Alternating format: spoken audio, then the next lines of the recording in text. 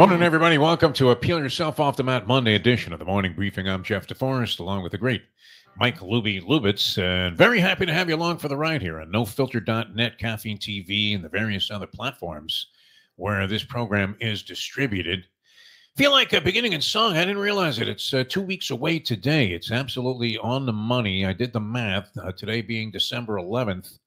You're talking 14 plus 11 is 25. 2 weeks from today, it's Christmas Day. And I don't know if you've noticed this, Lubie. We're working on the Tony Bruno Sports Network, doing a couple of hours, 10 to 12 Eastern for you fans of this show.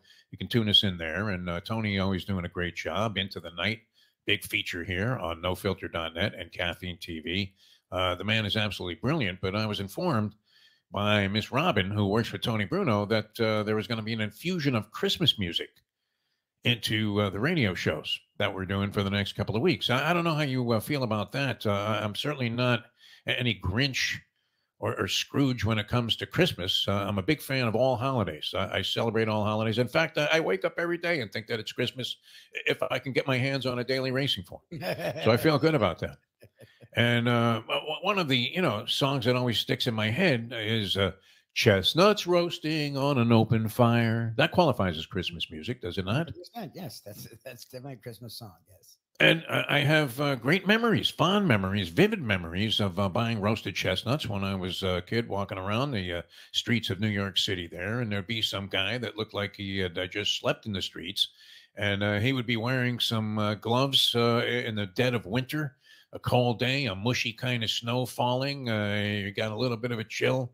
You get the aroma coming off of the grill there of the roasted chestnuts. And you don't care that it looks like he just changed the oil in his car with the gloves that he's handling your food with. It adds to the funk and the flavor and the ambiance and the Christmas spirit. But I'm not sure what this Christmas music is doing. Eventually, and we had a gentleman on our Tony Bruno radio show, Don McLean, who is it McLean or McLean? I think Doug McLean was a coach of hockey. He coached the Panthers and a couple of other teams. Did he coach San Jose also, Doug McLean? No, he went to Columbus with the Blue Jackets. Then became an executive. Don McLean, right? And his song is Bye Bye Miss American Pie. So he's on our radio show with Lubie and me, and he's promoting the fact that he's got a Christmas album out. And now if you're watching TV lately, is there anybody in the music industry that hasn't put out a special Christmas album? Mariah Carey. And I only know her as the chick that dated Jeter, which doesn't really distinguish her from maybe 50,000 others. I mean, did Jeter date more women than Wilt Chamberlain did? I don't know about that, but he did well. He had to give out a lot of autographed baseballs, man. That was pretty cool that you got an autographed Jeter ball after you went to bed with the cat. But Mariah Carey, they had a famous fling that was well publicized as anything that Jeter did. It's amazing that he's now on Fox TV as a commentator, and he's approaching Travis Kelce's status as a guy that's hawking virtually everything, although seems pretty classy. I still struggle with the idea that Derek Jeter is joining Rafael Nadal, Serena Williams, and several others, including Tom Brady, who we know eats nothing but the most organic of micro substances. As he's got a body that looks like he's better in better shape than he was when he ran that 40-yard dash at the NFL Combine, right? Well, why is it they always go to your ugliest moment when they're trying to depict the negative side of whatever's going on in your life, as they did with Brady, right? They would show him running that 40-yard dash, and it looked like he would lose to Rich Eisen. So anyway, McLean is pushing this Christmas album on our radio show, and I'm thinking, Jesus, this man was responsible for probably the most hideous song that could ever get stuck in your head. Yet you're a fan of it. And we spoke to the person previously about the other song that would fall into that category, which was the lovely Debbie Boone and You Light Up My Life. Is that the hardest thing to shake? When you have a horrible song in your head and it's just ruining your entire day. I don't care what you're doing. You could be playing basketball and dunking on LeBron James, and yet you have that song stuck in your head. And you can't get it out. You want to be Linda Blair and just start spitting up pea soup. So he's hawking this Christmas album, and I'm thinking, wow. I mean, I had that stinking song stuck in my head for how long, and then you had to remind me of it. Bye bye, Miss American Pie. Took my Chevy to the levee because the engine had died, and you just wanted to have that thing drive right into the riverbank. But have you seen this though, Louis? Every musician, anybody that's ever been in the music industry, I think Michael Jackson from the grave now is putting out a Christmas album, Christmas songs. So we will be just absolutely inundated and overwhelmed by that over the next couple of weeks. Does it seem like I'm sour? I mean, is this some kind of bitterness based on something that happened in the sporting world? Did I lose a bet? I don't know. You have to tell me. It feels a little bitter, but I agree with you. I like the Christmas music, like the day before, the day of, the week after. Like for the month leading up, no, I don't need Christmas music everywhere. And that's sort of the move now. It's just have Christmas for like the day before or day of Thanksgiving all the way to like January 2nd. It's just Christmas. I'm like, okay. Yeah. Whatever. You don't want to get You Light Up My Life stuck in your head.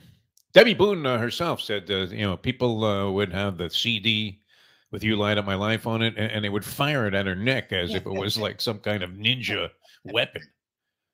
And say, it was you. You got that stuck in my head. All right, speaking of Christmas, it was Christmas for Shohei Ohtani. You have some thoughts on this, Mike Lubie Lubitz, that the 10-year deal in Major League Baseball. Now, we have to figure this. A huge Japanese and Asian population in Los Angeles. They already love the Dodgers. The games will no doubt be sellouts. I would think the Dodgers marketing, there won't be a single Japanese baby born that isn't immediately adorned with a Dodger cap and isn't sucking on a Farmer John hot dog by the time that he's 1 year or she is 1 year old. It'll be all over. I mean, and the Japanese market is overwhelming. We were talking with a friend of ours about the boxing game and how everybody's always writing an epitaph on the sport of boxing. And sure enough, he says, boxing, it's far from dead. In Japan, it's thriving because everything works there for some reason, Lubie. Everything works there. Did you not have a recent trip to Japan? No, we went to Thailand 5 years ago. We went before COVID. I went to Thailand and then went to Morocco this year. I haven't been to Japan. She wants to go to Japan. I've never been to Japan. Figure this, Naomi Ozaki, the tennis player. Yeah. Who, I mean, as far as I know, she grew up right here in the United States. I thought she was American. I really did. Yeah. But she has Japanese blood. I don't know if both of her parents are Japanese. She's been born there, honestly, but she's lived here her whole life. She did her whole life, right? But she is such a huge superstar in Japan that even though she hasn't played in like a couple of years, now saying that she's going to make a comeback, and we wish her well. I used to see her practicing as a teenage girl. She happened to be living in my hometown here of Pompano Beach, Florida. And I used to go to the park. I remember seeing a friend of mine and I were watching this girl smack the crap out of the ball. And she was 14 years old, and she was working with a coach there for many years, who they eventually stiffed. So, people soured a little bit, at least that knew of this story on Naomi Osaka. But she was making millions of dollars, not only in tour prize money, but is actually, I think, the third highest paid female athlete in the world still, even though she hasn't played for like a year. Probably. Because of the money that she's generating in Japan. So the Ohtani contract, I'm sure the Dodgers are not stupid in terms of making money. I don't know. Look, the first half of the contract and the yearly salary makes sense. It's years 5 through 10. I'm trying to think of any other deals. I guess Manny Ramirez's deal worked. I don't know. I know the Pujols deal didn't work. A lot of the pitchers, Barry Zito, none of those contracts worked. Like these guys. Giancarlo Stanton. I mean, he was actually young when he signed that deal. Yep. That's the other thing is he was at least in his mid-20s. Ohtani's 29. Like he's at that age. 29 to 30 is when it starts going downhill for baseball players. Like 31, 32 is when you cap off. Bonds and Clemens. That's why people are so pissed about the Bonds and Clemens steroid stuff, because they did stuff no one else did. No one else resurged, let alone had their best years in their mid to late 30s. It's just mathematically in baseball, it never happened. Never. Yeah, guys hung around. Yes, Ripken, Gehrig, but they weren't breaking in their mid to late 30s. Like what was in that stuff that Victor Conte was manufacturing? Amazing. Think about it. Barry Bonds, who was hitting like 25, 30 home runs a year. That was a big year for him with the Pittsburgh Pirates. The guy was a great baseball player, no question. And all of a sudden, at like 47 years old, he's hitting 75 bombs And they don't even pitch to him. I mean, he's jacking them out. He's taking a bat and then putting it over his head and hitting him. What was in that? Somebody should. How has nobody deposed Victor Conti about whatever it was that he had? That was so miraculous that virtually everybody. He got into boxing after that, and he had fighters that were in their 60s that were knocking out world champions in their first fight back. This might be the most remarkable chemist in the history of the world. How does he not get the Nobel Prize for Chemistry? Victor Conti, the man behind the Balco Labs scandal, which, of course, involved Barry Bonds, who, yeah, you're right, Lubie. I mean, how is he hitting 75 home runs when he's 41 years old? Also, these guys are, barely able to make it to the ballpark at that point. That's why, I mean, LeBron James, how has he gone without any kind of scandal about performance-enhancing drugs, this guy? I mean, what is he using?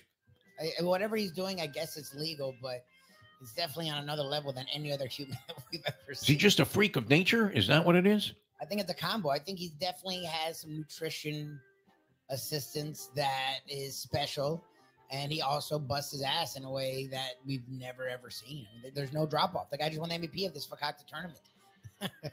It reminded me of my days playing punchball in the streets of Brooklyn because you would be playing, and naturally everybody was very competitive, and it was kind of neighborhood versus neighborhood or block versus block. And, it was often along racial or, ethnic lines or whatever, where, you had the black neighborhood, you had the Jews, you had the Italians, you had the Irish. And so there was a lot of international pride at stake also, even though we were just little kids.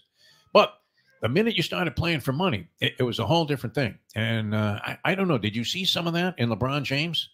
Even though he has no need for this extra $250,000 that was going to be the difference between finishing first and second in the NBA's. I mean, people thought it was a fakakta idea, the in-season tournament. I still don't know exactly what it did, but it did get you at least. I mean, if you want to say all publicity is good publicity for the number of people that just ragged on this as being one of the dumbest ideas that they've ever seen. I mean, who came up with this? Sepp Blatter, for God's sake. What do you want to be like soccer for? It's an inferior sport, where, as we've said many times, it was devised by a mutant society. But it did see Tyrese Halliburton emerge as kind of a nationally known commodity now. If his play on the court with the Indiana Pacers and their phenomenal dedication under Rick Carlisle to offense wasn't enough, Tyrese Halliburton, all of a sudden, although he didn't have a great ball game in the championship game because, Lubie, LeBron, the flag bearer for Adam Silver, and let's go make some sneakers in China.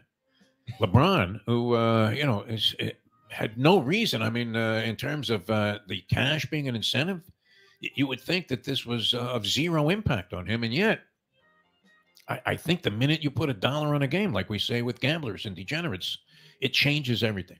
Oh, yeah. It's still a defined number that you can do stuff with. $250,000 is still $500,000's a lot of money, even if you're making millions.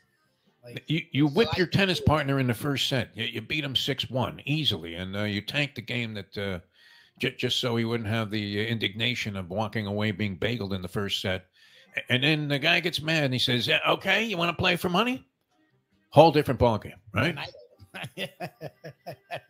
It becomes wildly competitive. And I believe that might have happened with LeBron James, even over $250,000, which would be like you and me playing one-on-one for $5, maybe even less than that. But I guarantee you it would amplify all of the different things that go on in a game that, tend to lead to either violence or maybe the two guys not being friends anymore at the end of the contest. And then you throw the money at the guy. Like, here's your $5. Go fuck yourself. I think there was some of that in play there, though, with the in-season tournament with LeBron James, because he certainly looked like he had this Game 7 NBA championship round face-on before the game and played like that. And remarkably, I mean, somebody's got to find ties to this guy in, Victor Conti? Maybe that guy, who was that Fugazi guy that A-Rod was getting the steroids from when they had that strip mall in Hialeah all set up? And it was a line of professional athletes around the block as if they were giving away free Cuban coffee at this place, which I guess they were. It was some kind of rocket fuel that, stimulated. There's another guy, right? A-Rod, he played a long time. And, the only thing that kept him out was the fact that he was suspended. Otherwise, he was on some kind of juice that was absolutely divine. All right, we have to run. It's been a lot of fun being with you. So, Shohei Ohtani, show me the money. Get $700 million. And we'll see. I would imagine somehow the Dodgers do not lose on that contract. They end up making, what, threefold whatever they spent on this guy? What happens at the second half of the deal? The first few years, he should be okay. It's just when he's in his mid-30s. Yeah. He's starting to look like Tommy John, isn't he? I mean, just had a lot of surgeries, and he's already 29. And these are major surgeries. I'm just curious. I mean, I guess as an ambassador, if he can somehow just be out there, be a DH. I mean, I guess they'll get money is worth that way because Japan will always love him. He'll always be this icon. Like Ichiro at the end with the Marlins was done, and they still loved him. So maybe he was more washed up than Willie Mays was when he was with the Mets at the end of his career. Incredible. Remember that when he broke 3,000, how big of a fucking deal it was for them. So maybe that's their thinking is no matter how ass he is the last 5 years, they'd be better off digging up Duke Snyder, you're saying, and putting him out there in the outfield. All right. Well, we have to go. A lot of fun being with you. Chestnuts roasting on an open fire. Christmas music, right? We're going to be just overwhelmed by Christmas music over the next couple of weeks. Every rapper has a Christmas album out. It's insane. So, if you become desensitized to it, don't tune us out because we love being with you here. And we'll carry you right through the holidays here without singing a single Christmas song on the morning briefing. For Mike Lubie Lubitz, I'm Jeff DeForest. Thanks for tuning in. We'll see you next time here on NoFilter.net, Caffeine TV, and all of the other platforms where the morning briefing appears. Thanks so much for tuning in. Catch you next time on the next edition of the morning briefing.